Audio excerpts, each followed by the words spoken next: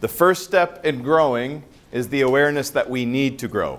I would say the universe is bringing us to that moment in a very loving way. I find that to be a loving gesture. The universe is bringing us to that moment where we become aware of the fact that we need to grow. Now, how do most humans arrive at the conclusion that they need to grow? Is it through pain or is it through pleasure? It's through pain. It seems to be a design protocol, but one way or the other, most of us learn through pain, which means when things finally get bad enough, we wake the fuck up and go, what am I doing? I wish it wasn't the case, but I understand why it's the case.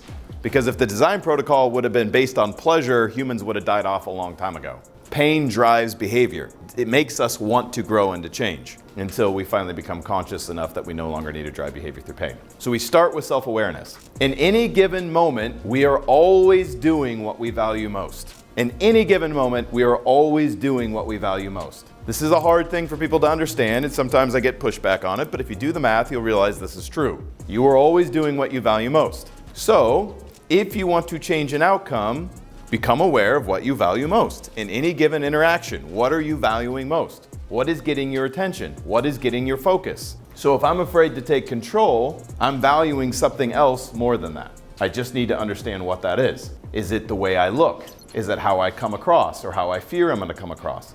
Do I fear the rejection of taking control? Do I have a story about what control means? It's not the ability to take control that's a negative, as in the skill set of sales. It's not sales that is negative, but when you get really, really good at sales, you have a responsibility to do right by people because they will say yes to you no matter what. When you're really good at this game, people just say yes. And then you got to figure out whether they should be saying yes. Does that make sense? Okay, so it's the same thing. Now, if you're doing mental gymnastics to figure out whether you should be approaching somebody with a product or have the confidence to do it, or like, oh, it's just not my personality to take control, or I don't like rejection, visualize a scenario in which that wouldn't be the case. Would you have a hard time yelling duck if it was to save somebody's life? Would you have a hard time walking up to somebody and giving him $1 million?